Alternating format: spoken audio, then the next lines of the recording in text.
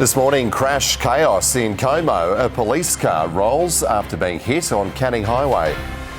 The search for the body of missing mother Samantha Murphy after a man was charged with her murder. Inspiring the next generation, the female construction workers expanding Fremantle Hospital. And the Sydney Swans open the AFL season with a big win against the Melbourne Demons. This is 7 Morning News, live from Perth, with Tim McMillan. Good morning. A crash on Canning Highway has been cleared after a police car was T-boned by a Toyota Land Cruiser in Como.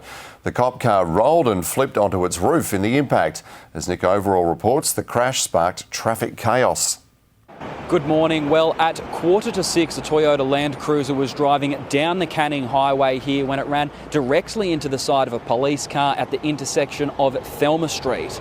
As you can see in this vision, the police car was turned onto its roof, but fortunately everyone escaped without serious injury.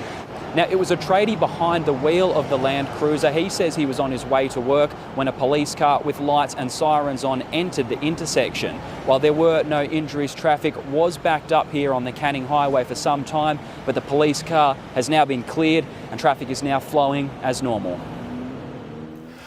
The former boss of the WA Nursing Union will face court this morning, charged over a string of violent incidents. The ANF claimed a corporate restructure made CEO Jason Leader redundant last year, but it turns out the real reason is much more serious. 7 News last night exclusively revealed the ANF hired a private investigator who allegedly found illicit drugs inside Leader's work vehicle and inside an ANF-owned Kalbarri holiday unit where Leader had been staying. State Secretary Janet Ray presented the allegations to Leader in October. It's understood he did not respond to them. The ANF says he's not been paid since September last year, but he is officially employed until March 16. We'll have more on this developing story throughout the day. Crews have returned to Ballarat to search for the body of Samantha Murphy after a 22-year-old man was charged with the mother's murder. Ainsley Kosh is there, and Ainsley, we can now name the accused. For the first time, we can reveal the identity of the accused. It's 22-year-old Patrick Stevenson, the son of former AFL player Orrin Stevenson. He was arrested at a Scottsburn address early on Wednesday morning and subsequently charged with murder. He fronted court for the first time yesterday afternoon over that charge of murder, but a suppression order was put in place on his identity, so we couldn't reveal who he was. But this morning, the media returned to court and fought that suppression order, and now we can reveal his name is Patrick Stevenson. Samantha Murphy hasn't been seen since February 4, and that's the day police allege she was murdered somewhere in the Mount Clear area. There's no known motive at this stage. Police say the accused did not know Samantha or her family, and now he's not revealing the location of her body. So now that's really the focus for police, to try and locate her whereabouts. And police say despite this significant breakthrough, there's still a lot more work to do, and this investigation is far from over. The opposition is blaming the cost of power on a surge in supermarket prices. It comes as the coalition pushes for nuclear power. Josh Martin has more from Canberra. Good morning. Yes, Deputy Opposition Leader Susan Lee says power prices are pushing up the cost of living, including what we pay at the supermarket checkout. The supermarkets pay more to keep the lights on and fridges cold. She says Anthony Albanese has broken an election promise to reduce the cost of electricity. However, the opposition is yet to unveil all the details of its power plan. We do know Peter Dutton says it'll involve building large and small-scale nuclear reactors where we currently have coal-fired power stations. The government has hit back, though, arguing nuclear costs 3 times more than renewables. I'm saying it's worse now because the cost of running the supermarket and the cost of deliveries are going up. But remember, if power prices go up, everything you put on the shelf, everything you store in the freezer, that's going to go up in price too. If the Liberal Party think that building nuclear power stations is the way to cut the cost at the supermarket, they really have lost their mind. I think Peter Dutton's spent too much time staring at the microwave. More and more people are installing rooftop solar, 3.5 million Australian households. In fact, it means power companies that own coal-fired power stations are losing money during daylight hours, and they're slugging the cost onto power users who don't have solar. Energy analysts expect overall power prices to come down as disruptions in the global energy market ease. Perth train passengers could be riding for free as soon as next week after Transperth transit officers were told not to check tickets. As Rebecca Nichols reports, pay negotiations have stalled. Good morning. Well, pay negotiations have dragged on for 9 months now between the Cook government and the rail, train and bus union. Passengers could essentially ride for free next Friday if the union meets up late next week to kick off this industrial action. We could see transit officers being told to use discretion when checking people's tickets later next week. It's potentially an invitation for passengers to not tag on or not purchase a ticket on the day this is implemented. It could be as soon as this time next week. Members say they want a pay rise, especially during this cost of living crisis. So we could see our trains packed to the brim late next week. It will certainly be an interesting few days as negotiations unfold. A Sydney prisoner accidentally released from jail has been taken back into custody this morning. Police say they found 30-year-old Corey Hastings, who was on remand for dangerous driving and other related charges, in Bondi at 6 a.m. An administration error has been blamed for the bungle as questions continue over how he was allowed to walk free. Family and friends of Lance Corporal Jack Fitzgibbon have paid tribute to the Special Forces Commando who died in a parachuting accident at a New South Wales base.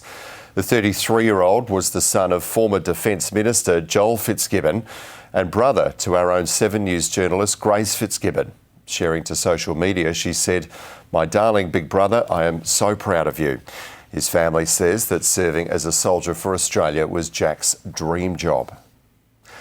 United States President Joe Biden is on his feet, delivering his final State of the Union address of this presidential term later today.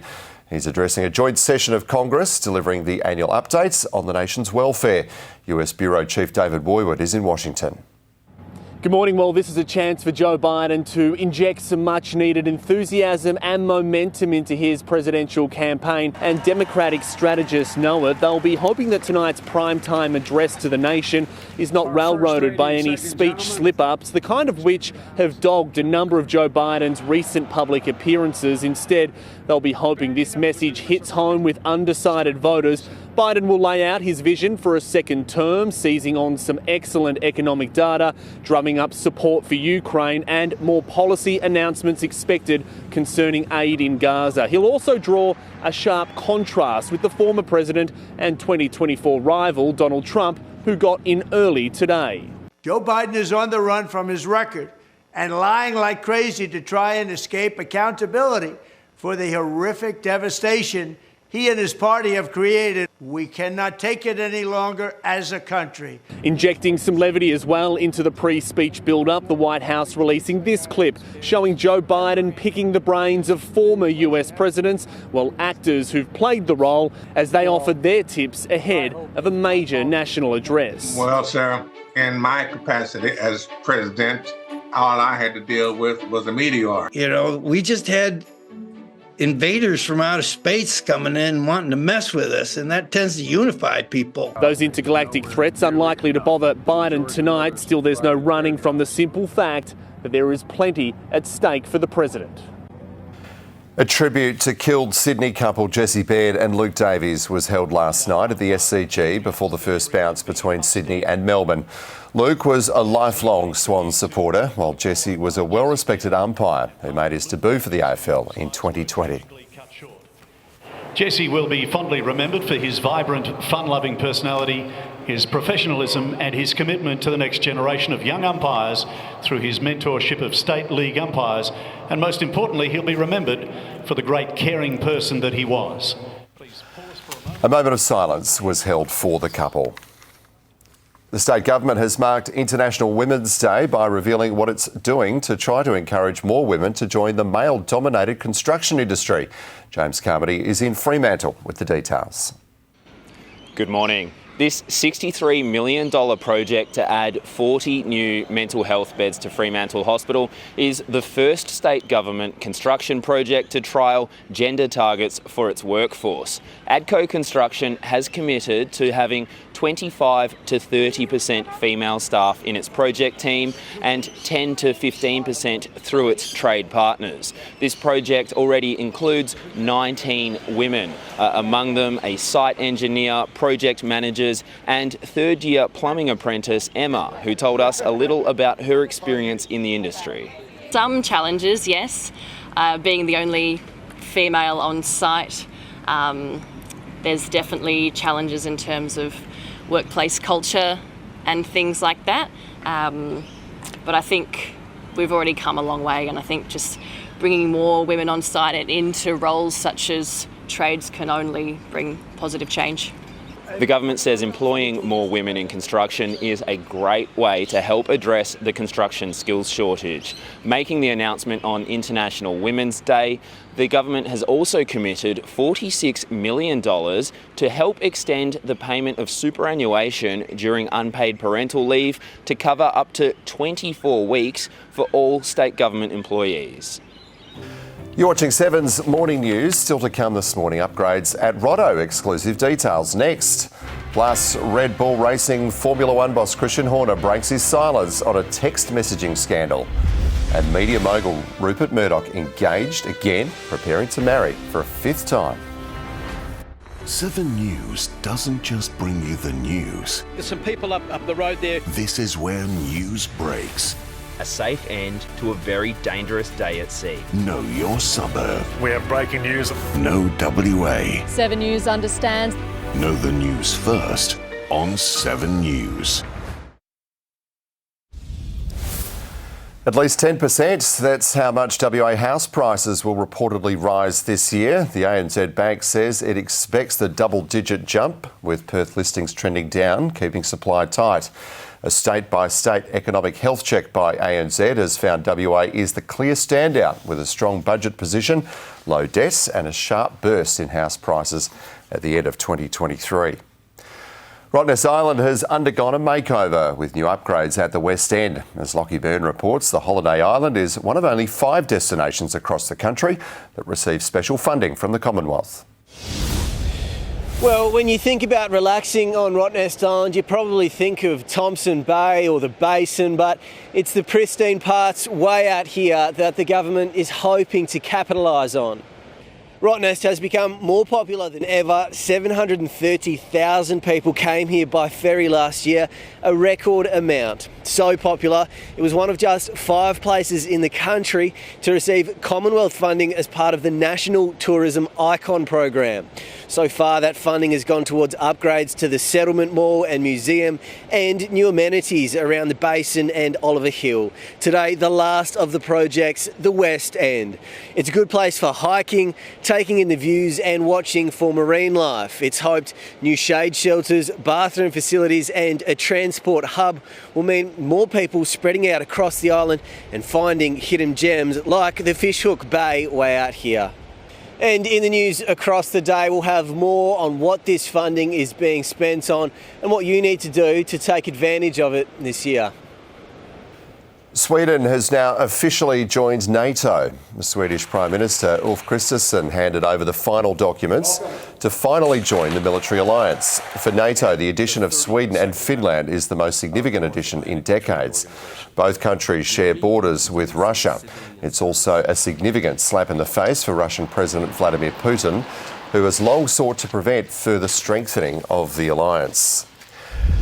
92-year-old media mogul Rupert Murdoch is engaged, according to reports out of the United States. The bride-to-be is 67-year-old retired scientist Elena Zukova. News of the engagement comes just months after the Fox boss effectively handed control of his media empire to son Lachlan Murdoch.